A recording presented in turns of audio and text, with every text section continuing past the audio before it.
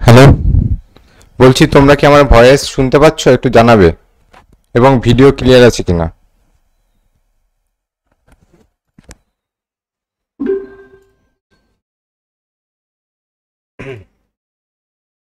কেউ একজন একটু জানাও যে ভিডিও অডিও ক্লিয়ার আছে কি। ক্লিয়ার আছে? ওকে,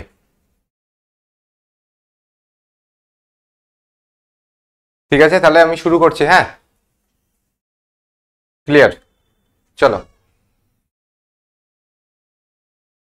আজকের মানে 2017 সালে আমাদের যে প্রথম প্রশ্ন,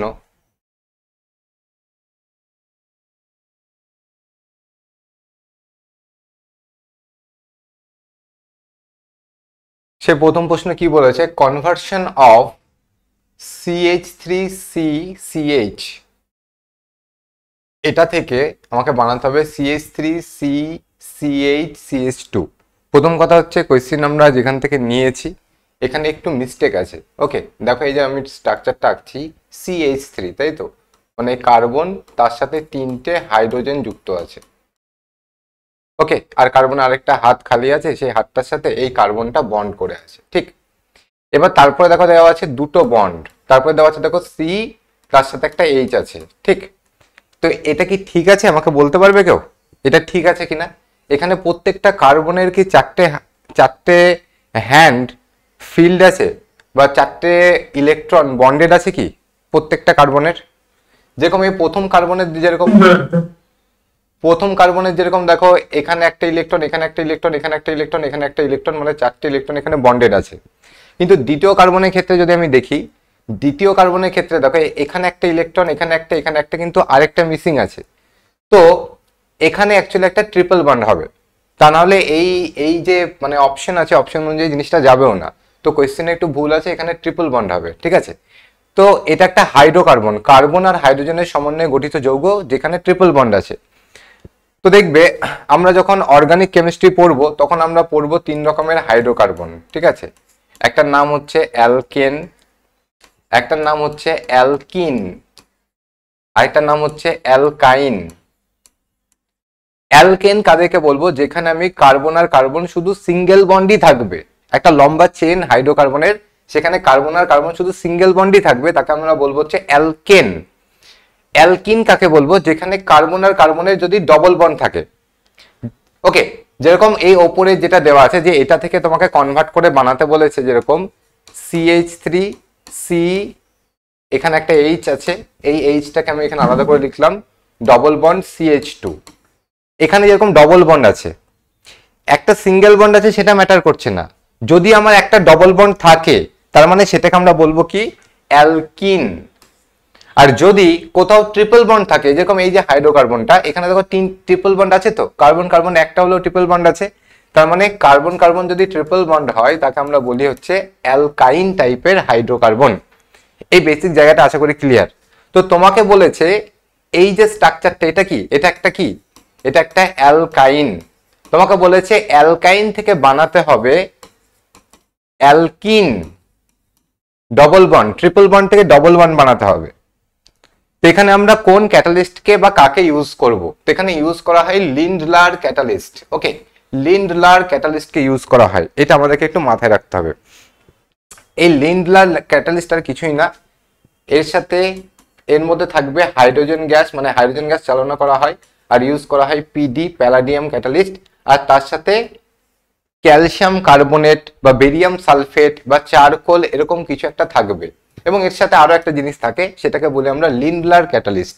এই লিন্ডলার ক্যাটালিস্ট কি করে? অ্যালকাইন থেকে অ্যালকিন বানাচ্ছে। কিন্তু আমি যখন তোমাদেরকে হাইড্রোজিনেশন রিয়াকশন পড়িয়েছিলাম, মনে আছে যে কার্বন কার্বন যদি সিঙ্গেল বন্ড, মানে তোমাদেরকে আমি বলেছিলাম যে কার্বন কার্বন ডবল বন্ড বা কার্বন কার্বন ট্রিপল বন্ড থেকে আমরা যদি বানাতে চাই কার্বন কার্বন সিঙ্গেল বন্ড, যেটা আমরা করেছিলাম, যে প্রসেসকে বলেছিলাম হাইড্রোজিনেশন, মানে যেখানে হাইড্রোজেন গ্যাসকে চালানো করেছিলাম নিকেল বা এই প্যালাডিয়ামের, বা এই যে নিকেল বা প্যালাডিয়াম ক্যাটালিস্টের উপস্থিতিতে হাইড্রোজেন গ্যাসকে চালনা করেছি। তো সেটাকে আমরা অনেক সময় এরকম ভাবে লিখে থাকি যে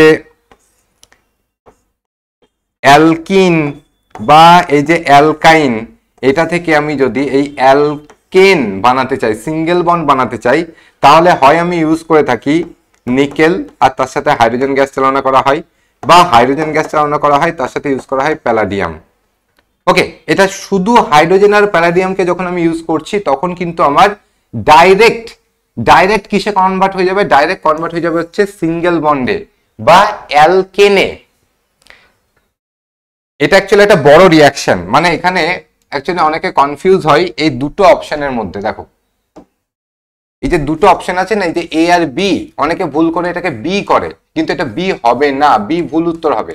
কারণ আমরা যদি বি কে ইউজ করি এই রিয়াকশনটা কি হবে, এই যে তুমি CH3C ট্রিপল বন্ড CH দেখতে পাচ্ছ যৌগটা না, এটাকে যখনই তুমি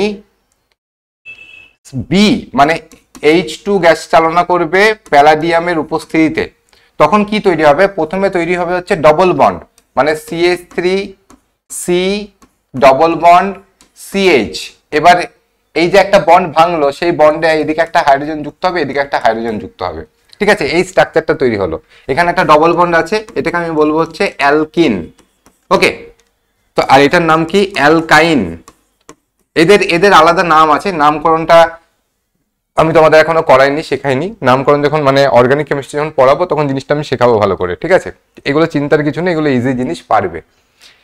তো এই অ্যালকাইন থেকে অ্যালকেন তৈরি হচ্ছে। তো এবার রিয়াকশনটা এখানে থামে না, রিয়াকশনটা এর পরেও কন্টিনিউ হয় যতক্ষণ না এটা সিঙ্গেল বন্ডে কনভার্ট হচ্ছে। মানে এখান থেকে ফার্দার যখনই তুমি এই প্যালাডিয়ামের উপস্থিতিতে হাইড্রোজেন গ্যাসকে চালনা করবে, ফার্দার এই বন্ডটা আবার ভাঙবে। তার মানে তৈরি করবে কি? CH3CH ছিল, আবার একটা বন্ড, আর এদিকে কি ছিল? H2 ছিল। তো তাহলে আরেকটা বন্ড ব্রেক হলে কি হবে? এখানে একটা হাইড্রোজেন যুক্ত হবে আর এখানে আরেকটা হাইড্রোজেন যুক্ত হবে। তার মানে যৌগটা আলটিমেট তৈরি করবে কি? CH3CH2CH3। এটা কি? এটা হচ্ছে একটা অ্যালকেন, সিঙ্গেল বন্ডেড একটা হাইড্রোকার্বন, যেখানে কার্বন কার্বন সিঙ্গেল বন্ডই দেখা যায়।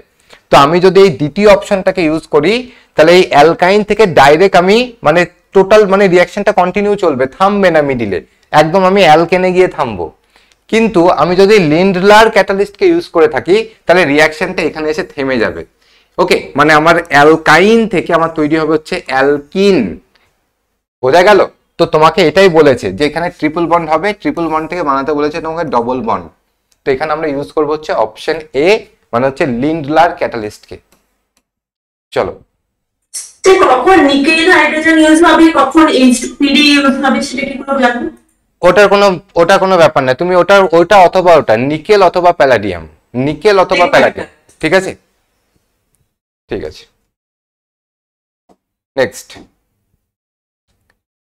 নেক্সট বলেছে দেখো, কনভার্সন অফ RBr। ওকে, এই আরটা কি গ্রুপ বলতো? আরটা হচ্ছে অ্যালকাইল গ্রুপ। এই যে মিথেন, ওকে, এই যে মিথেন, এই মিথেন থেকে যখন একটা হাইড্রোজেনকে আমি সরিয়ে দেবো এখানে, যখন এখানে একটা হাইড্রোজেনকে সরিয়ে দেবো, এটা কিসে কনভার্ট হয়ে যাবে? এটাকে তখন আমরা এরকম দেখাবে HHH, আর এইখানে একটা গ্রুপের মতো তৈরি হলো, মানে এটা একটা গ্রুপ, এটা ফার্দার গিয়ে অ্যাড হতে পারবে। তো এটা একটা অ্যালকাইল গ্রুপ, যেহেতু মিথেন থেকে তৈরি হচ্ছে তাই এটাকে বলা হয় মিথাইল গ্রুপ। এটা যদি আমার ইথেন থেকে তৈরি হয়, ঠিক আছে, ইথেনের সংকেত কি? ইথেনের সংকেত হচ্ছে দেখো CC, বাকি সব জায়গায় হাইড্রোজেন থাকবে। এটা হচ্ছে আমার ইথেন। এবার এ যখন এই একটা হাইড্রোজেনকে এখান থেকে রিমুভ করবে, তখন এটা একটা অ্যালকাইল গ্রুপে কনভার্ট হবে, এটা একটা অ্যালকাইল গ্রুপে কনভার্ট হবে। ওকে, এবং এই অ্যালকাইল গ্রুপটার নাম কি হবে? যেহেতু ইথেন থেকে তৈরি হচ্ছে তাই এটা ইথাইল গ্রুপ একটা। বোঝা গেল? তো একটা মিথাইল গ্রুপ, একটা ইথাইল গ্রুপ, এই আর কিছুই না, এই আর এরকম একটা গ্রুপকে বোঝাচ্ছে। তো এই RBr থেকে তৈরি হচ্ছে RMgBr। এটা কি? এটা হচ্ছে গ্রিকনার্ড রিএজেন্ট। মনে আছে মেটাল চ্যাপ্টারে পড়েছিলাম, ম্যাগনেসিয়াম মেটালটা যখন পড়েছিলাম তখন আমরা এই গ্রিকনার্ড রিএজেন্টের নাম শুনেছিলাম। তো এই গ্রিকনার্ড রিএজেন্ট বানানোর সময় আমরা যেটা ইউজ করে থাকি সেটা কি? সেটা হচ্ছে অপশন এ, ম্যাগনেসিয়ামকে ইউজ করে থাকি, ড্রাই ইথার, এবং হচ্ছে ইনাট বলতে অ্যাকচুয়ালি নাইট্রোজেনের অ্যাটমসফিয়ার থাকে। এটা ইনাট পুরোপুরি ইনাট বলা চলে না, মেনলি নাইট্রোজেনের অ্যাটমসফিয়ারে যখন আমরা ড্রাই ইথারে ম্যাগনেসিয়ামকে ইউজ করব তখন আমাদের তৈরি হবে কি? RMgBr। ঠিক আছে, জাস্ট এগুলো একটু মাথায় রাখো, ইনফরমেটিভ। ওটা নামটা লিখবে, রিঅ্যাকশনের নামটা যেটা বললেন। গ্রিকনার্ড রিয়াকশন, ঠিক আছে, রিএজেন্ট, এটা একটা রিএজেন্ট, এর নাম হচ্ছে গ্রিকনার্ড রিএজেন্ট, গ্রিকনার্ড রিএজেন্ট, ঠিক আছে। আচ্ছা তোমরা কি এখানে ডাব্লিউবিসিএস ব্যাচ ছাড়াও কি আরো অন্যান্য স্টুডেন্ট আছো নাকি? না সে ডাব্লিউবিসিএস কিন্তু আগের ব্যাচ আমরা, মানে আপনার ক্লাস করি। ও আচ্ছা আচ্ছা আচ্ছা, ঠিক আছে ঠিক আছে। তাহলে মানে আমার আমার কি রেকর্ডেড ক্লাস করো তোমরা না করো না? রেকর্ডেড ক্লাস তো তাহলে অ্যাক্সেস পাও নাকি? না স্যার পাবো না এটা, ও না এটা পাবো না, অন্য টিচারের ক্লাস। ও আচ্ছা আচ্ছা আচ্ছা, ঠিক আছে। তো এই জিনিসটা একটু মাথায় রাখো। চলো নেক্সট দেখো, এই 2017 সালে যে এমসিকিউ গুলো এসেছিল না, একটু কেমিস্ট্রি থেকে একটু মানে হার্ডকোর দিয়ে দিয়েছিল, মানে হচ্ছে 11-12 এর কেমিস্ট্রি দিয়ে দিয়েছিল। আরো একটা কোয়েশ্চেন ছিল, ওটা আমি এখানে আনিনি বেকার, ওটা হচ্ছে SN1 রিয়াকশন। সেই SN1 রিয়াকশন আমাদের কোনোদিনও আসে না, বাট 2017-তে এরকম বা এরকম কিছু বছর পর, যেরকম লাস্ট 2023-এর যে প্রিলিমিনারিটা হলো, সেখানে দেখবে একটা হিট থেকে একটা অঙ্ক দিয়ে দিয়েছে। এরকম কিছু দু একটা প্রশ্ন এরকম থাকে। ওকে, তো সেই প্রশ্নগুলো আমাদেরকে মনে হয় অ্যাভয়েড করে চলাটা ভালো। যারা সায়েন্স নিয়ে পড়াশোনা করেছে তাদের জন্য ঠিক আছে। বলো বলো, কেউ কিছু বলছো? আমি এখানে কমেন্ট দেখতে পাবো না, যদি বলো একটু মুখে বলবে আমাকে। ওকে, কি হবে এটা? সিজিএম হবে, তাই তো। প্রথম কথা হচ্ছে স্ট্রংগেস্ট ইলেকট্রোপজিটিভ এলিমেন্ট, এগুলো তোমাদের পড়ানো জিনিসের মধ্যেই। গ্রুপ 1 এর এলিমেন্ট কারা, মানে একদম পিরিয়ডিক টেবিলে গ্রুপ 1 এ লিথিয়াম, পটাশিয়াম, তাই তো, লিথিয়াম, সোডিয়াম, পটাশিয়াম, রুবিডিয়াম, তারপর হচ্ছে সিজিয়াম, তারপর হচ্ছে ফ্রান্সিয়াম। তো হিসাব মতো যদি আমরা দেখি পিরিয়ডিক টেবিলের যত উপর থেকে নিচে নামবো, ওকে, মানে গ্রুপ 1 একদম লেফট সাইডে যারা আছে তাদের ক্ষেত্রে যখন উপর থেকে নিচে নামবো, কেন আমি লেফট সাইড নিচ্ছি? ইলেকট্রোপজিটিভ কারা হয়? ইলেকট্রোপজিটিভ তারাই হয় যারা ইলেকট্রনকে ত্যাগ করে। আর এই পিরিয়ডিক টেবিলে যারা প্রথমের দিকে থাকে না, প্রথমের দিকে, তারা হচ্ছে মেটাল, তাই না? আর মেটালদের নেচার কি হয়? তাদের লাস্ট কক্ষপথে একটা নালে দুটো নালে তিনটে ইলেকট্রন থাকে, তাই তারা ইলেকট্রন ছেড়ে দিতে চায়। ইলেকট্রন তো নেগেটিভ জিনিস, নেগেটিভ জিনিস ছেড়ে দেওয়া মানে সে অটোমেটিক্যালি পজিটিভ জিনিস গেইন করলো। বোঝা গেল? তোমার মধ্যে থেকে যদি নেগেটিভিটি চলে যায়, তুমি পজিটিভ জিনিসে পরিণত হবে। তো ঠিক সেম ভাবে এই এলিমেন্টগুলো কি করে, এরা ইলেকট্রনকে ছেড়ে দেয়। এবার এই গ্রুপ 1 এর মধ্যে কোনটা সব থেকে বেশি, তো কার মধ্যে এই টেন্ডেন্সি সব থেকে বেশি দেখা যাবে? তো একদম নিচে যে আছে ফ্রান্সিয়াম, তার মধ্যে এই টেন্ডেন্সি বেশি দেখা যাওয়ার কথা। বোঝা গেল? কারণ হচ্ছে ফ্রান্সিয়ামের মধ্যে নাম্বার অফ শেল প্রচুর বেশি হবে, নিউক্লিয়াস থাকবে কেন্দ্রে, আর লাস্টের ইলেকট্রনকে এই যে নিউক্লিয়াস অ্যাট্রাকশন ফোর্স দিয়ে টেনে থাকবে, এই ফোর্সটা কম হবে, কারণ কি ডিস্টেন্সটা বেশি হওয়ার জন্য, তাই না? তো এখানে ফ্রান্সিয়াম আনসার হওয়া উচিত, কিন্তু ফ্রান্সিয়াম প্রথম কথা অপশনে নেই, দ্বিতীয় কথা অপশনে থাকলেও আমি এখানে আনসার করতে পারবো না। কেন? কারণ কি এটা হচ্ছে রেডিও অ্যাক্টিভ। ওকে, মানে আমি যদি বলি যে থিওরিটিক্যালি সব থেকে স্ট্রংগেস্ট ইলেকট্রোপজিটিভ এলিমেন্ট, তো থিওরিটিক্যালি দেখতে গেলে আমরা ফ্রান্সিয়ামকে করতে পারি, কিন্তু প্র্যাকটিক্যাল লাইফে দেখতে গেলে সেটা হচ্ছে সিজিয়াম হবে। কারণ কি ফ্রান্সিয়ামের হাফ লাইফ খুবই কম, ওর নিজেই ক্ষয় হয়ে যায়। বোঝা গেল?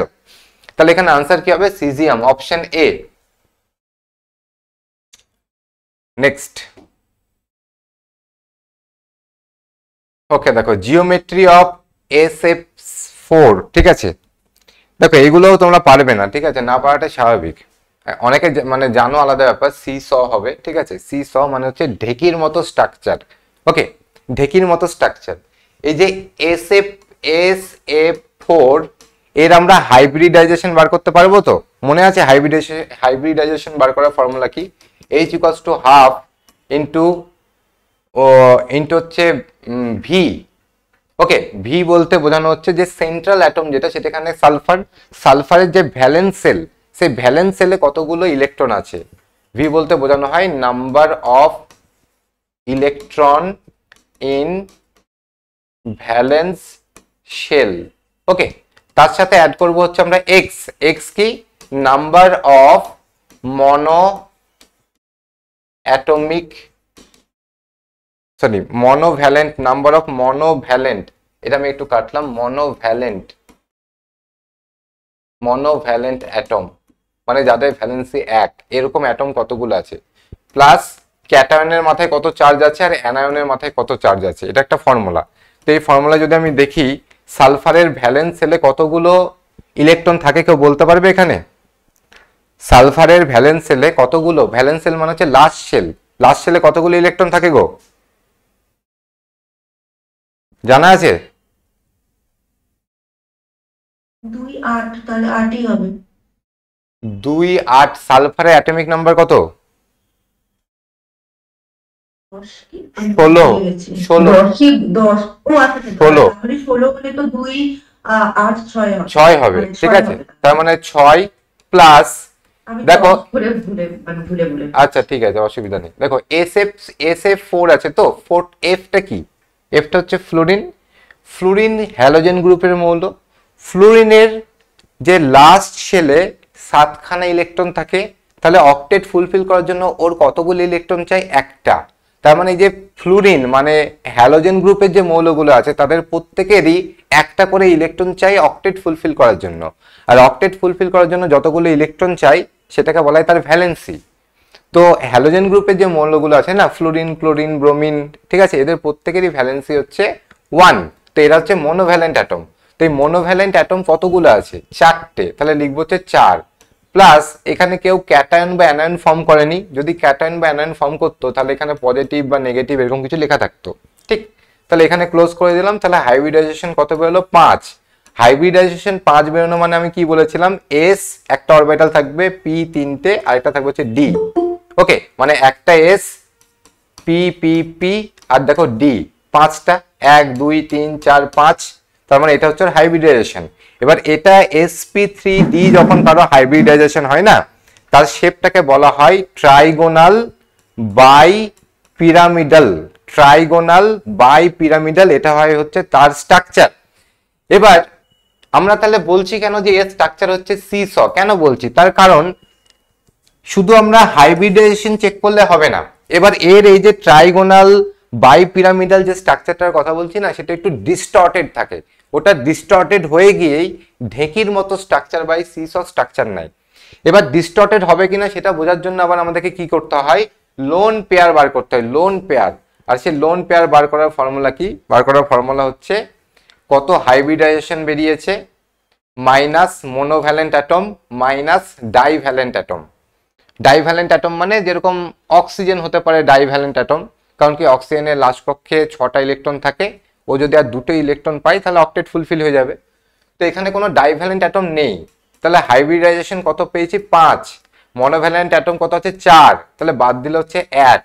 তো এর মধ্যে একটা লোন পেয়ার ইলেকট্রন থাকে, এবং সেই লোন পেয়ার ইলেকট্রন কি করে?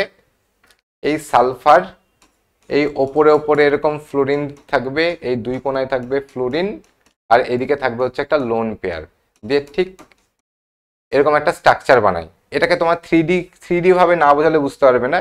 ঢেকির যে দুই পায়া আর দুই দিকে লোক থাকে, ঠিক অনেকটা এরকম একটা স্ট্রাকচার, ঠিক আছে। তো এটা হচ্ছে সিসো স্ট্রাকচার। তো এরকম কিছু ইউনিক স্ট্রাকচার যুক্ত মলিকুলের আমরা নাম জেনে রাখাটাই বেটার। কারণ কি এই যে জিনিস এত কিছু হয়তো আমাদের হাইব্রিডাইজেশন এত কিছু মাথায় থাকে না। এগুলো তো কয়েকটা স্ট্রাকচার দিয়ে উদাহরণগুলো করে দিলেই হয়, মানে এত জিনিস এক্স্যাক্টলি করলে তো এক্স্যাক্টলি, এতগুলো করা তো আমাদের সম্ভব না, আমি এটাই সবাইকে বলি, ঠিক আছে। তো এগুলো জাস্ট আমরা কিছু এক্সাম্পল পড়ে নেব, ওকে। এবং এগুলো অ্যাকচুয়ালি মানে প্রিলিমিনারিতে দিয়েছে 2017, কারণ WBCS এর প্রিলিমিনারি মেন্সের কোয়েশ্চেন এভাবে আলাদা করা যায় না, এই জন্যই যায় না, ঠিক আছে। তো সাধারণত এই ধরনের কোয়েশ্চেন মেনে দিলেও বা মানা যায়, কিন্তু প্রিলিমিনারিতে এই ধরনের কোয়েশ্চেন মানা যায় না। তো এই এক একবার এক একটা বছরে এরকম হয়। তো 2017-তে এরকম আমরা দেখেছি। তাছাড়া আমরা 2016-তে দু একটা আছে এরকম প্রশ্ন, মানে তোমার এই হাইব্রিডাইজেশনের উপরে। নেক্সট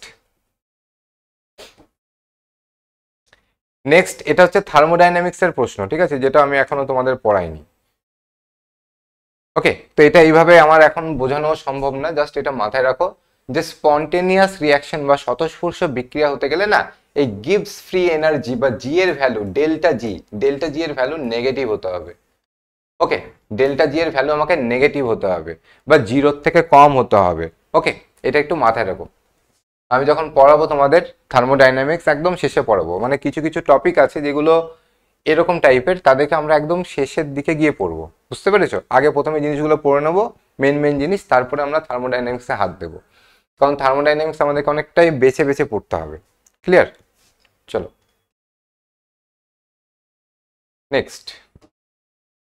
নেক্সট এগুলো পারবে তোমরা। The material used for safety from nuclear radiation. Nuclear radiation থেকে বাঁচার জন্য আমরা সেফটি পারপাস কোন মেটেরিয়ালকে ইউজ করে থাকবো বলো?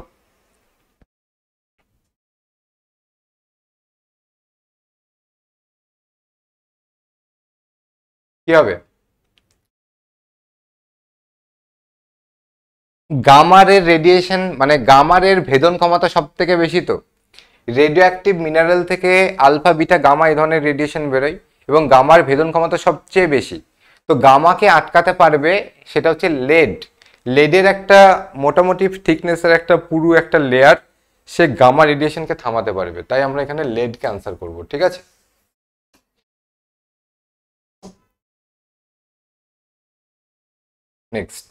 নেক্সট 2016 সালের প্রশ্ন দেখো, এগুলো তো সোজা প্রশ্ন, পারবে। কি বলেছে? Which among the following is called laugh nitrous oxide. Okay, option B will be correct answer.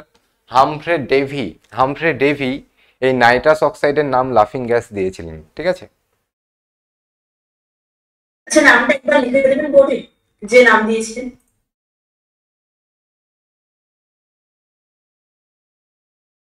Humphry Davy.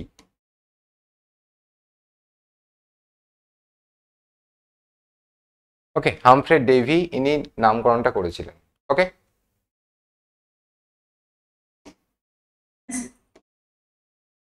Next বলেছে which among the following gas was leaked during the Bhopal gas tragedy. এগুলো পারবে তোমরা। মিথাইল আইসোসায়ানেট, মানে বহু কোটি কোটি বার এই প্রশ্ন repeated হয়েছে আর কি।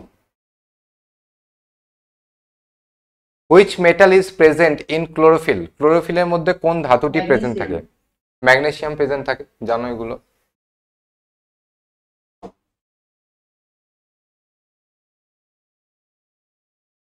এই দেখো হাইড্রোজেনেশন থেকে প্রশ্ন কি বলেছে? ইন দ্য ম্যানুফ্যাকচার অফ বনস্পতি ঘি from vegetable oils which among the following gas is used. Hydrogen gas is used in the presence of nickel catalyst অথবা প্যালাডিয়াম ক্যাটালিস্ট। ওকে, তো আনস্যাচুরেটেড ফ্যাট থেকে স্যাচুরেটেড ফ্যাট বানায়। কি বানায়? আনস্যাচুরেটেড ফ্যাট থেকে তৈরি করছে স্যাচুরেটেড ফ্যাট। আনস্যাচুরেটেড ফ্যাট মানে যেখানে কার্বন কার্বন ডবল বন্ড বা কার্বন কার্বন ট্রিপল বন্ড থাকবে, সেখান থেকে বানাচ্ছে কার্বন কার্বন সিঙ্গেল বন্ড। ব্যাস।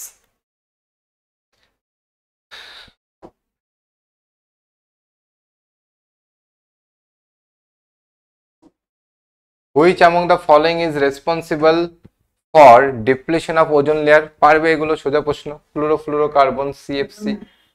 ওকে, সিএফসি যেটা ওজোন লেয়ার ডিপ্লিশনে আমাদের একটা বড় ভূমিকা পালন করে, মানে আমাদের ক্ষতি করছে আর কি, ওজোন লেয়ারকে ধ্বংস করছে।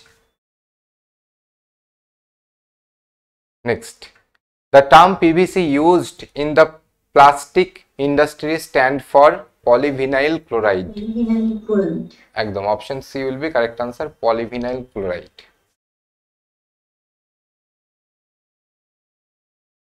দু 2015 প্রশ্নতে চলো দেখো কি বলেছে? Mg2+ ইজ আইসো ইলেকট্রনিক উইথ। Mg2+ এর কাছে যতগুলো ইলেকট্রন আছে নিচের কার কাছে ঠিক অতগুলো ইলেকট্রন আছে বলো? Mg2+ এর কাছে যতগুলো ইলেকট্রন আছে নিচের কোনটির কাছে অতগুলো ইলেকট্রন আছে? ক্যালসিয়াম 2+, নাকি Na+, নাকি Zn2+, Cu+, কি হবে? ম্যাগনেসিয়ামের অ্যাটমিক নাম্বার হচ্ছে 12, তার মানে ম্যাগনেসিয়ামের কাছে 12টা প্রোটন আছে, মানে 12টা ইলেকট্রন আছে নর্মালি। এবার ও কি হচ্ছে 2+ হয়েছে, 2+ মানে বলতো কি? দুটো নেগেটিভ, হ্যাঁ দুটো নেগেটিভ জিনিসকে ছেড়ে দিয়েছে, তবেই তো তার মধ্যে পজিটিভিটি এসছে, তবেই তো তার মধ্যে প্লাস সাইনটা এসছে। তো দুটো ইলেকট্রনকে যদি ছেড়ে দেয় তাহলে এর কাছে আছে 10টা ইলেকট্রন। এবার নিচের কার কাছে থাকবে? তো এখানে দেখা যাচ্ছে সোডিয়াম, সোডিয়ামের অ্যাটমিক নাম্বার 11, মানে 11টা প্রোটন আছে, মানে 11টা ইলেকট্রন থাকে নর্মাল কন্ডিশনে, মানে যখন সে অ্যাটম আছে। এবার সোডিয়াম কখন প্লাস হবে? যখন একটা ইলেকট্রন ছেড়ে দেবে। তো আগে ছিল 11টা ইলেকট্রন, একটা ইলেকট্রন চলে গেল, 10টা ইলেকট্রন, মানে Na+ হচ্ছে আইসো ইলেকট্রনিক কার সাথে? Mg2+ এর সাথে। এটা একটা ভালো প্রশ্ন, এইটা আমাদের একটু জানা দরকার। ঠিক আছে, খুব বেশি কিছু জিনিস না জানলেও হবে না, মানে না জানলে হবে। সে মনে আছে যখন কেমিক্যাল বন্ডিং এর আমরা এমসিকিউ তোমাদের একদিন দেখাচ্ছিলাম, সেখানে সিগমা বন্ড পাই বন্ডের কথা বলেছিলাম, ঠিক আছে? যেখানে আমরা সেই একটা বেঞ্জিনের স্ট্রাকচার দেখেছিলাম, দিয়ে বলেছিলাম যে কতগুলো সিগমা বন্ডের কতগুলো পাই বন্ড থাকে। তোমাকে বলতে পারবে সিগমা বন্ড পাই বন্ড মানে? ধর আমি তোমাকে বলছি একটা সিঙ্গেল বন্ড, কোথাও যদি সিঙ্গেল বন্ড থাকে, তো সিঙ্গেল বন্ডের মধ্যে মাথায় রাখবে একটা সিগমা বন্ড থাকে, এই যে সাইনটা এটা হচ্ছে সিগমা। যদি ডবল বন্ড থাকে, ওকে, ডবল বন্ড থাকে, তো মাথায় রাখবে যে সেখানে একটা সিগমা তো থাকবে, কিন্তু আমার মেন যে কথা সেটা হচ্ছে একটা পাই বন্ড থাকবে, একটা সিগমা প্লাস একটা পাই বন্ড। যদি ট্রিপল বন্ড হয় তো সেই ক্ষেত্রে মানে সিগমা একটাই হবে, ঠিক আছে? ট্রিপল বন্ডের মধ্যে আমরা জানি একটা সিগমা প্লাস দুটো পাই বন্ড দেখা যাবে, এটুকুনি ক্লিয়ার? এবার দেখো সিঙ্গেল বন্ডের ক্ষেত্রে তার মানে আমার পাই বন্ড জিরো, রাইট? আর পাই বন্ড জিরো মানে মাথায় রাখবে সেটা হচ্ছে আমার sp3 হাইব্রিডাইজেশন হবে। দেখো কার্বনের ক্ষেত্রে, এখানে আমরা কার্বনের কথা বলছি, তো কার্বনের ক্ষেত্রে কতগুলো হাইব্রিডাইজেশন পসিবল হতে পারে? কার্বনের অ্যাটমিক নাম্বার তো 6, তার মানে 6টা ইলেকট্রন আছে, মানে 1s2 2s2 2p2, ঠিক? মানে দেখো এস আর পি এই দুটো অরবিটালই আছে, তার মানে কার্বনের ক্ষেত্রে আমাদের sp হতে পারে, sp2 হতে পারে, sp3 হতে পারে, কখনোই sp3d হতে পারে না।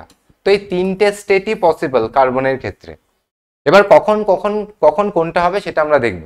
তো আমি প্রথম কি দেখলাম যে পাই বন্ড যদি জিরো হয়, পাই বন্ড জিরো মানে আমি এরকমও বলতে পারি তোমাকে কোনো একটা হাইড্রোকার্বন দিয়েছে, সেখানে অনেকগুলো কার্বন আছে, এটা 1 নম্বর কার্বন, এটা 2 নম্বর, এটা 3 নম্বর, এটা 4 নম্বর, এটা 5 নম্বর। এবার কোন একটা কার্বন, সেই কার্বনের কাছে যদি সমস্ত সিঙ্গেল বন্ড থাকে তখনই তো আমার পাই বন্ড জিরো হবে। যদি সিঙ্গেল বন্ড মানে পাই বন্ড নেই, তাহলে sp3 কখন হতে পারে? আরো একটা কন্ডিশন আমি দিতে পারি যে কার্বনের কাছে যদি কি থাকে, অল সিঙ্গেল বন্ড থাকে, অল সিঙ্গেল বন্ড থাকে, তখন আমাদের sp3 হাইব্রিডাইজেশন হবে। ঠিক সেম ভাবে যদি আমার পাই বন্ড একটা কখন হতে পারে? যখন একটা ডবল বন্ড থাকবে, রাইট? তখন আমার একটাই পাই বন্ড থাকবে। আর যদি একটা পাই বন্ড থাকে সেই ক্ষেত্রে হাইব্রিডাইজেশন হবে sp2। তার মানে এটাকে আমরা লিখতে পারি যদি কার্বনের কাছে আমার একটা ডবল বন্ড থাকে, ওকে, যদি অ্যাটলিস্ট একটা ডবল বন্ড থাকে তখন আমরা সেটাকে লিখব হচ্ছে sp2 হাইব্রিডাইজেশন। যদি আমার এই পাই বন্ড দুটো হয় সেটাকে আমরা কি বলতে পারি?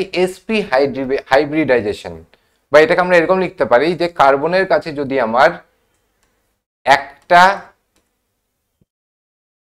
একটা ডবল বন্ড, মানে দুটো বলেছি তো, হ্যাঁ, মানে এরকম হতে পারে যে দুটো ডবল বন্ড আছে, দাঁড়াও 1 সেকেন্ড, এরকম হতে পারে যে কার্বনের কাছে যদি আমার এটা 2, হ্যাঁ এটা 2, দুটো ডবল বন্ড যদি থাকে, অথবা যদি একটা ট্রিপল বন্ড থাকে, ওকে, একটা ট্রিপল বন্ডের মধ্যেও দুটো পাই বন্ড থাকে, কিন্তু ট্রিপল বন্ডের মধ্যে দুটো পাই বন্ড থাকে। আর যদি কোনো কার্বনের কাছে ধরে নাও এই একটা কার্বন, এর কাছে দুটো ডবল বন্ড আছে, তার মানে এখানে একটা পাই বন্ড, এখানে একটা পাই বন্ড থাকতে পারে। তার মানে এই পাই বন্ড দুটো কোন কোন ক্ষেত্রে হতে পারে? একটা হচ্ছে যদি দুটো ডবল বন্ড থাকে, অথবা যদি একটা ট্রিপল বন্ড থাকে, তখন আমার পাই বন্ড কিন্তু দুটো হবে। এই জায়গাটা বোঝা গেছে? বলো, এই জায়গাটা বোঝা গেছে তো? জিনিসটা সুন্দর করে একটু লিখে রাখো, পরে নিজে বাড়িতে এটা আরেকবার দেখবে। আমি আরেকবার বলে দিচ্ছি, সিঙ্গেল বন্ড মানে কি? একটাই সিগমা বন্ড, কোনো পাই বন্ড নেই। তার মানে যদি কার্বনের কাছে সবসময় সিঙ্গেল বন্ডই আছে, তার মানে সেটা sp3 হাইব্রিডাইজেশন। যদি আমার একটা মানে যদি ডবল বন্ড থাকে, যদি একটা কার্বনের কাছে ডবল বন্ড থাকে, কার্বনের কাছে যদি একটা ডবল বন্ড থাকে, তবেই তো একটা পাই বন্ড থাকবে, তাই না? সেক্ষেত্রে sp2 হাইব্রিডাইজেশন। যদি দুটো পাই বন্ড থাকে, দুটো পাই বন্ড কোন কোন ক্ষেত্রে পসিবল? এরকম ভাবে পসিবল, এই কার্বনের কাছে ধরে নাও এদিকে ডবল বন্ড আছে, বা এই কার্বনের কাছে একদিকে ট্রিপল বন্ড আছে, একদিকে সিঙ্গেল বন্ড আছে। তো এখানেও দেখো, এখানে এই ডবল বন্ডে একটা পাই, এই ট্রিপল বন্ডে যদি আমি বলি একটা সিগমা থাকবে, দুটো পাই থাকবে, তার মানে দুটো পাই বন্ড দুই ক্ষেত্রে হতে পারে, হয় কার্বনের কাছে দুটো ডবল বন্ড থাকতে পারে, অথবা কার্বনের কাছে একটা ট্রিপল বন্ড থাকতে পারে। সেই ক্ষেত্রে সেই কার্বনের হাইব্রিডাইজেশনকে বলবো আমরা sp। এবার আমরা যদি এখানে এই এই যে ফর্মুলাটা দেওয়া আছে এটাকে যদি আমরা এখানে দেখি, দেখো এটাকে আমি লিখছি এখানে সি, তার সাথে এরকম তিনটে হাইড্রোজেন, ঠিক আছে, তারপরে সেকেন্ড কার্বন, তার সাথে দেখানো আছে এখানে একটা হাইড্রোজেন, ওকে, তারপরে একটা সিঙ্গেল বন্ডে একটা কার্বন আছে, তারপরে আবার একটা সিঙ্গেল বন্ডে আরেকটা কার্বন আছে, তার সাথে আবার একটা হাইড্রোজেন যুক্ত আছে, ওকে, তার সাথে আরেকটা কার্বন, তার সাথে এরকম তিনটে হাইড্রোজেন যুক্ত আছে। তো আমার মনে হয় যে এটা আমরা যেখান থেকে পেয়েছি সেটা একটু ভুল পেয়েছি, ওকে। কারণ তোমাদের কি মনে হচ্ছে এটা ঠিক আছে? প্রত্যেকে বলো তো এটা কি ঠিক মনে হচ্ছে? কারণ দেখো এখানে এই কার্বনটার চারটে বন্ড, চারটে হাতে চারটে জিনিস আছে, বন্ড আছে, কিন্তু এই কার্বনের কাছে দেখো একটা দুটো তিনটে আছে, এর কাছে কিন্তু চারটে হয়নি এখনো, মানে এখনো একটা খালি আছে।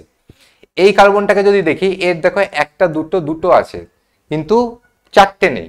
এই কার্বনটাকে যদি দেখি একটা দুটো তিনটে আছে, মানে এরও ঘাটতি আছে। তাহলে এই ঘাটতিটাকে ফুলফিল করতে পারি আমরা এখানে দুটো ডবল বন্ড করে দিলেই। এবার দেখো এবার এই কার্বনের কাছে দেখো 1 2 3 4 চারটে বন্ড আছে, এই কার্বনের কাছে দেখো 1 2 3 4 চারটে বন্ড আছে, এই কার্বনের কাছে দেখো 1 2 3 4 চারটে বন্ড আছে, ওকে। আচ্ছা এক সেকেন্ড একটু ধরো তো জাস্ট, হ্যালো আমি ক্লাসে আছি, ঠিক আছে, ক্লাসে আছি, হ্যাঁ পরে ফোন করছি তোমাকে ক্লাস থেকে বেরিয়ে, ওকে। তো এটা আমার মনে হয় এটা এখানে মানে আমি যেখান থেকে কোশ্চেনটা পেয়েছি সেখানে এরকম ছিল, আমার মনে হয় এটা এরকম হওয়া উচিত। আর যদি এরকম হয় সেই ক্ষেত্রে এবার তুমি কনসেপ্ট অ্যাপ্লাই করো, তোমাকে বলেছে দ্বিতীয় কার্বন আর তৃতীয় কার্বনের হাইব্রিডাইজেশন কত। তাহলে আমি এদিক থেকে যদি শুরু করি, ওকে, তাহলে এটা এখানে এটা মার্ক করাও ছিল যে প্রথম দ্বিতীয় তৃতীয়, যাই হোক এটা প্রথম কার্বন, এটা দ্বিতীয় কার্বন, এটা তৃতীয়। তাহলে এই দ্বিতীয় কার্বনের কাছে দেখো একটা ডবল বন্ড আছে, তো একটা ডবল বন্ড আছে মানে কি এর কাছে একটা পাই বন্ড আছে, আর একটা পাই বন্ড থাকা মানে কি কি হাইব্রিডাইজেশন, sp2, বোঝা গেল? আমরা এখনই তো পড়লাম যদি একটা ডবল বন্ড দেখতে পাই মানে একটা যদি পাই বন্ড দেখতে পাই তার মানে সেটা sp2 হাইব্রিডাইজেশন হয়ে যাবে। তেমনি আমি যদি এই কার্বনটাকে দেখি দেখো এর কাছে এদিকে একটা পাই বন্ড এদিকে একটা পাই বন্ড আছে, তাই না? কারণ এর কাছে দুটো ডবল বন্ড দেখতে পাচ্ছি, দুটো ডবল বন্ড, এই যে দুটো ডবল বন্ড বা দুটো পাই বন্ড দেখতে পাচ্ছি, তার মানে এর এই 3 নম্বর কার্বনের যে হাইব্রিডাইজেশন সেটা হয়ে যাবে sp। তাহলে আনসার কি হওয়া উচিত? আনসার হওয়া উচিত হচ্ছে অপশন বি।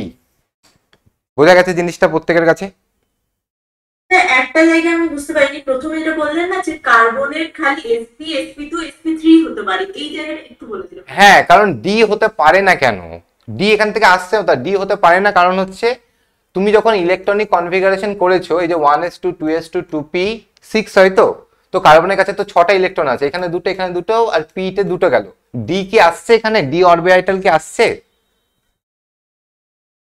ডি না, আসছে না। ডি অরবিটাল, মানে বলো বলো বলো কি বলছো বলো। হ্যাঁ, বুঝতে পেরেছি। হ্যাঁ, ওটা আসছে না বুঝলাম, কিন্তু এই স্ট্রাকচারটা বুঝতে পারলাম না, sp sp2 sp3 আর কি, এই কথাটাই লক্ষ্য করলাম। এমনি তারপরে যেগুলো বললে সেগুলো বুঝতে পেরেছি।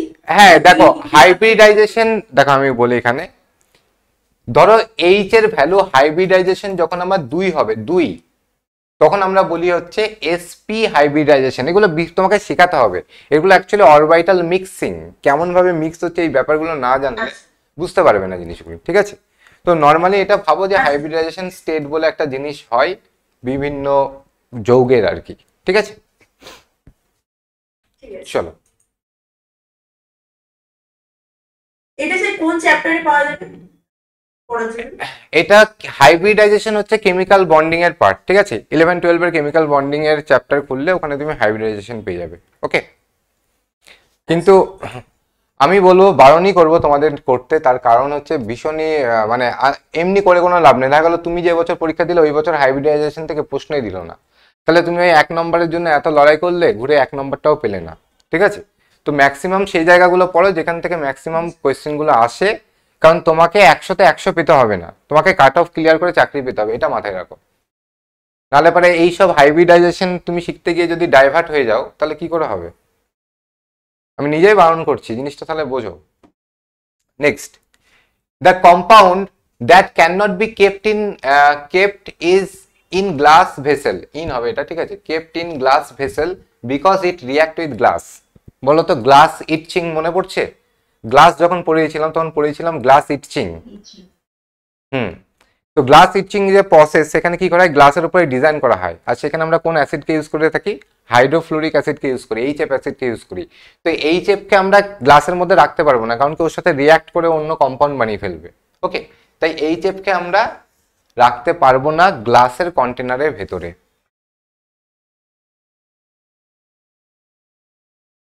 নেক্সট নেক্সট আবারও দেখো এই অঙ্ক, এইগুলো আমি করাবো তোমাদের মূল কনসেপ্টে, কিন্তু এই অঙ্কের কোনো শেষ নেই। আজকে এই প্যাটার্নে দিয়েছে, কালকে অন্য প্যাটার্নেও দিতে পারে, ঠিক আছে। আর সেই ক্ষেত্রে তোমাকে তাহলে টোটাল মূল কনসেপ্ট, শুধু মূল কনসেপ্ট জানলে হবে না, এখানে আরো একটা ফর্মুলা অ্যাপ্লাই হবে, সেটা হচ্ছে মোলারিটি। ওকে, কেউ জানো মোলারিটি কি? মোলারিটি বলতে বোঝানো হয় যে ধরো তোমার কাছে volume of solution, okay, in litre.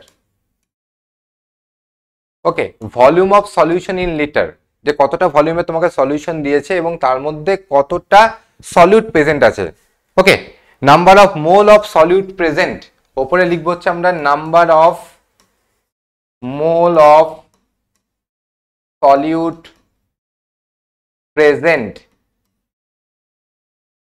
এখানে সলিউটটা কি কোয়েশ্চেনে বলে দিয়েছে, দেখো NaOH, NaOH কতটা প্রেজেন্ট আছে। তাহলে মোলারিটি মানে বোঝাচ্ছে যে কোনো একটা সলিউশন, তার টোটাল যে ভলিউম সেটাকে আমরা লিটারে নিতে হবে, আর তার মধ্যে কত মোল সলিউট প্রেজেন্ট আছে, এটা হচ্ছে আমার মোলারিটি। ওকে, আমাকে কি বলেছে, how many grams of NaOH are needed to make 100 ml of 0.5 molar solution of NaOH। আমাকে জানতে কি চেয়েছে যে কত গ্রাম NaOH দরকার।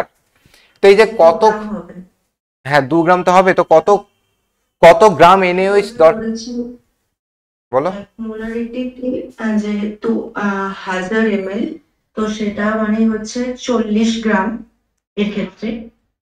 হুম, সেক্ষেত্রে যদি 0.5 মোলারিটি কে করি, কিন্তু 1000 ml থাকে ওটা কনস্ট্যান্ট, তো সেক্ষেত্রে হাফ হয়ে গেল মোলারিটি, তখন আমি ওটা হাফ করে দেবো, 40টা 20 হয়ে যাচ্ছে।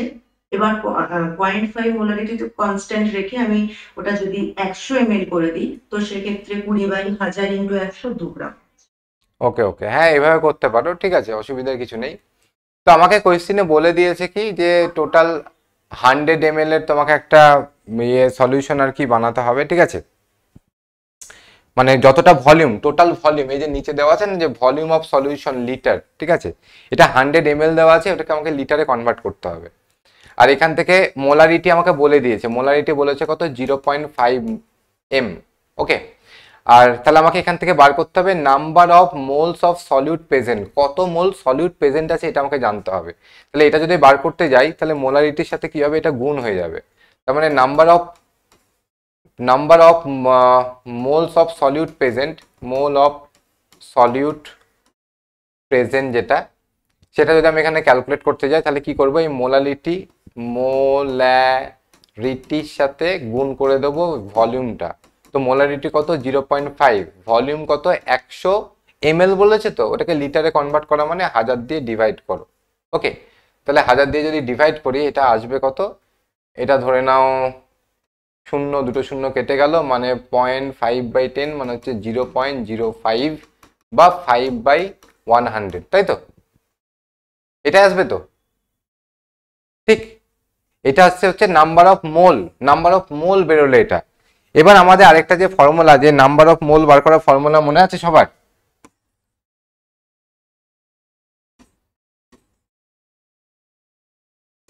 মোল সমান সমান বোঝায় হচ্ছে given mass by molar mass, given mass by molar mass. এখান থেকে যদি আমরা বার করি গিভেন মাস, ওকে, এটাই তোমাকে বার করতে দিয়েছে যে how many gram of NaOH require, তো এটা আমাকে বার করতে দিয়েছে। আমি এই নাম্বার অফ মোল বার করে ফেলেছি, মোলার মাস আমি বার করতে পারবো। এই যে NaOH আছে, তো Na সোডিয়াম, সোডিয়ামের মাস কত, 23, অক্সিজেনের কত, 16, হাইড্রোজেনের কত, 1, তাহলে কত হচ্ছে, এটা 40। ওকে, তো আমি মোলার মাস পেয়ে গেছি। তাহলে এই যে গিভেন মাস ইকুয়ালস টু আমার কি থাকছে তাহলে, molar mass into number of মোল,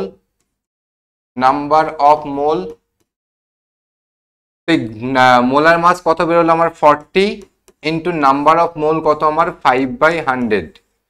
তাহলে ক্যালকুলেট করো, 5 দিয়ে এটা কাটো, 2 দিয়ে 4কে কাটো, তাহলে হচ্ছে 2 গ্রাম। ঠিক আছে,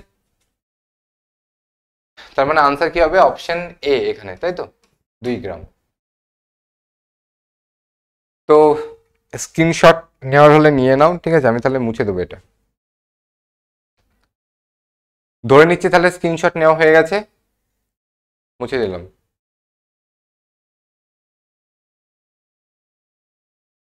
কেমিক্যালি অ্যাসপিরিন ইজ, অ্যাসপিরিনের কেমিক্যাল নেম সবাই জানো তোমরা, একদম অ্যাসিটাইল স্যালিসাইলিক অ্যাসিড। নেক্সট 2014 প্রশ্ন নিয়েও চলে এসেছি, দেখো। মোস্ট মেলিয়েবল মেটাল ইজ, পারবে সবাই, gold. Gold, okay. Most abundant rare gas in the atmosphere, argon. সব থেকে বেশি পরিমাণে কোন নোবেল গ্যাসকে আমরা অ্যাটমসফিয়ারে পেয়ে থাকি, সেটা হচ্ছে argon. Okay, washing soda is the common name for, পারবে সবাই, sodium carbonate. Okay, sodium carbonate, option A will be correct answer. Half life, radioactivity থেকে প্রশ্ন দিয়েছে, কি দিয়েছে দেখো। The half life period of an isotope is 2 hour.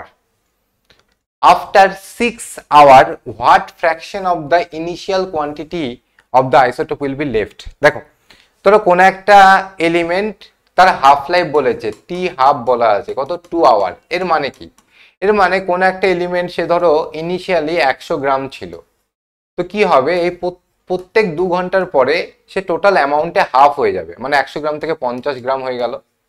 আবার 2 ঘন্টা পরে সেটা আগে যেটা ছিল 50 তার হাফ, মানে 25 গ্রাম হয়ে যাবে। আবার 2 ঘন্টা পরে কি হবে, আবার 2 ঘন্টা পরে কি হবে, 25-এরও হাফ হয়ে যাবে, মানে 12.5 গ্রাম হয়ে যাবে, তাই না। তো এই প্রত্যেক 2 ঘন্টায় আমার হাফ হাফ হাফ হাফ হয়ে যাচ্ছে। তো বলতে চাইছে এখানে প্রশ্নটা বলেছে আফটার 6 আওয়ার, 6 আওয়ার মানে 3টে হাফ লাইফ কাটাবে।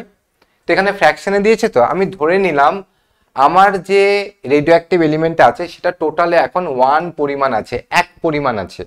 ওকে, তাহলে ঠিক 2 ঘন্টা পরে, মানে একটা হাফ লাইফ পরে ওটা হাফ হয়ে যাবে, তার ঠিক 2 ঘন্টা পরে ওটা তারও হাফ হয়ে যাবে, তার ঠিক 2 ঘন্টা পরে ওটা কি হবে, তারও হাফ হয়ে যাবে, তাই তো।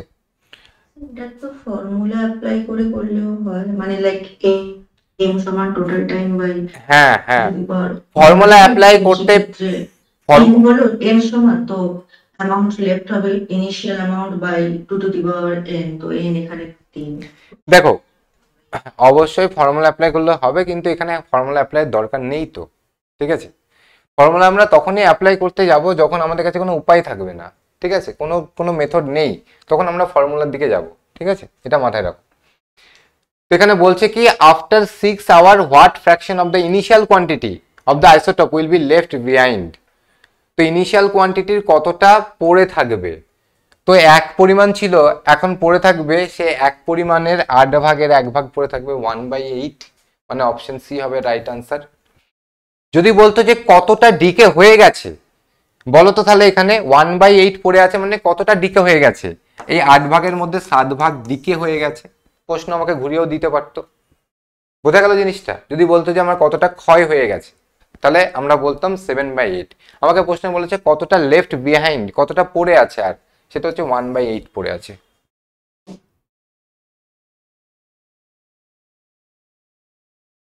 The number of electron present in H+, বলো, এটা তো পারবে, সোজা প্রশ্ন। 0। H+ কোনো ইলেকট্রনই থাকে না, কারণ কি হাইড্রোজেনের কাছে থাকেই আমার একটা ইলেকট্রন, আর সে যদি ওই ইলেকট্রনটাকেও ছেড়ে দেয়, H+ হচ্ছে মানে কি ওই ইলেকট্রনটাকেও সে ছেড়ে দিয়েছে, তার মানে 0 ইলেকট্রন। ওকে, চলো শেষ। 2014 সাল অব্দি এনেছিলাম, তাও 3টে সাল কি 4টে সাল মতো করিয়ে দিলাম, 17, 16, 15, 14, 4টে সাল করি। তো ফার্স্টে যে দুটো কোশ্চেন করালেন ওই দুটো কোশ্চেন আমার পার্সোনালি প্রচন্ড কঠিন লেগেছে, তো আপনি কি ওটা অর্গানিক কেমিস্ট্রি করাবো ক্লাসে করাবো ডিটেলসে বলে করাবো, দেবেন? একদম ডিটেলে করাবো। অ্যাটলিস্ট প্রথম কোয়েশ্চেনটা তো আমাদের ডিটেলে হবে, ঠিক আছে, চিন্তার কিছু নাই। দ্বিতীয় কোয়েশ্চেন আমরা আমরা এগুলো এটা ওই মানে এই 2017 সাল আমার মনে আছে, এই বছরে আমি প্রথম ডাব্লিউবিসিএস এর জন্য পড়ানো শুরু করেছিলাম ডাব্লিউবিসিএস এ, আর সেই বছরে এত কঠিন কঠিন প্রশ্ন দিয়েছিল, ঠিক আছে। তো এগুলো অ্যাকচুয়ালি দেয় না তোমার, এমন না যে প্রত্যেক বছর এরকম টাইপের প্রশ্ন আসে, আসে না। তো এই কোয়েশ্চেনটা একটু কঠিন লাগতে পারে, এগুলো নর্মালি আমাদের পড়ার মধ্যে। এই ধরনের কোশ্চেনের জন্য কি আদৌ রেডি হওয়া উচিত নাকি এগুলোকে ছেড়ে দেওয়া ছেড়ে দেওয়া উচিত, রেডি হওয়া উচিত না। আমি বলবো রেডি হওয়া উচিত না। দেখো আমি একটা কথা বলি, যখন মানে আমি যেটা করি আর কি, যখন ডাব্লিউবিসিএস এর মেন পরীক্ষা হয় তার আগে আমার কাছে স্টুডেন্টরা যখন সাজেশন চাই বা কিছু চাই, তখন যারা আমার কাছে পড়েছে তাদেরকে তো আমি মানে একটা বেসিক থেকে একটা অ্যাডভান্স তো পড়িয়ে এসেছি, বা তোমরা আমার কাছে ক্লাস করছো বুঝতে পারছো যে কতটা ডেপথে জিনিসগুলো করানো আছে। এবার তারপরে কি করি, তারপরে এই ধরনের কিছু জিনিস এগুলো আমরা এক্সট্রা প্রোভাইড করি, যেটা সে শুধুমাত্র মেনের আগে একটু ঘাটাঘাটি করে, বুঝতে পারলে। এমন নয় যে এই নম্বরগুলো আমরা তাকে ছাড়ার জন্য বলি, ছাড়তে আমি বলি না, চাইও না, চেষ্টা করি যতটা দেওয়া যায় আর কি, যতটা কম জিনিসগুলোকে জেনে। কারণ কি এগুলোর জন্য রেডি হওয়া মানে প্রপার ওয়েতে রেডি হওয়া মানে তোমাকে অনেক কিছু পড়তে হবে, তাহলে তোমাকে সায়েন্স নিয়ে পড়ে থাকতে হবে, বাকি সাবজেক্ট পড়ার টাইম পাবে না। ওই জন্য ওই জায়গাগুলো পড়া হয়নি, ওই জন্য জিজ্ঞেস করা। দরকার নেই। স্যার আপনি বলো। ইলেকট্রোপজিটিভ এলিমেন্ট নিয়ে যেটা বলছিলেন, তাহলে কি ইলেকট্রোপজিটিভিটি মানে গ্রুপ ওয়াইজ কমে আর পিরিয়ড ওয়াইজ বাড়ে? গ্রুপ মানে ওয়াই, পাঁচ দিয়ে গেলে কমে আর নিচ দিয়ে গেলে কি বাড়ে, এরকম কিছু? দেখো হ্যাঁ আমি বলছি, এই লেফট, এটা রাইট, এটা টপ, এটা বটম, তাই তো। তো যত আমরা রাইট থেকে লেফটে যাব ইলেকট্রোপজিটিভিটি ইনক্রিজ করবে, এবং লেফট থেকে রাইটে গেলে ইলেকট্রোনেগেটিভিটি ইনক্রিজ করে, বোঝা গেল। আর যত ওপর থেকে নিচে নামবো আমরা তত দেখবো ইলেকট্রোপজিটিভিটি ইনক্রিজ করবে। বা আমরা এটা মনে রাখি যে ইলেকট্রোনেগেটিভিটি ওপর থেকে নিচে নামলে ইলেকট্রোনেগেটিভিটি কমে, মানে পজিটিভিটি ইনক্রিজ করবে, ঠিক আছে। এবং এগুলো আমরা অ্যাটমের সাইজ দিয়ে বুঝেছিলাম, তাই না, যে প্রথমের দিকে যে আছে তার সাইজ বড়, আস্তে আস্তে অ্যাটমের সাইজ ছোট হতে থাকে, ছোট। আর সাইজের সাথে বাকি 3টে সম্পর্ক আমাদের উল্টো থাকে। মানে দেখো লেফট থেকে রাইটে গেলে সাইজ ডিক্রিজ করছে তো, আর এই অ্যাটমিক সাইজের সাথে ionisation energy, electron affinity, electronegativity, এগুলো ব্যস্তানুপাতিক সম্পর্ক থাকে। মানে যত লেফট থেকে রাইটে যাবে আমার সাইজ কমে, তার মানে এই বাকি জিনিসগুলো আমার ইনক্রিজ করে, ঠিক তেমনি ওপর থেকে নিচে নামলে আবার সাইজ বাড়ে, তার মানে সাইজ বাড়লে বাকি জিনিসগুলো কমবে। তো ওপর থেকে নিচে নামলে ইলেকট্রোনেগেটিভিটি কমবে, মানে ইলেকট্রোপজিটিভিটি বাড়বে, বোঝা গেছে। হ্যাঁ স্যার, তাহলে সবথেকে উইকেস্ট ইলেকট্রোপজিটিভ হিলিয়াম হবে তাহলে। হুম, ঠিক আছে,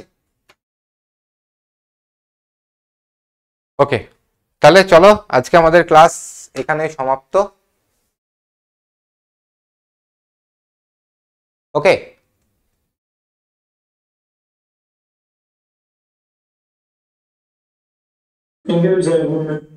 চলো গুড নাইট।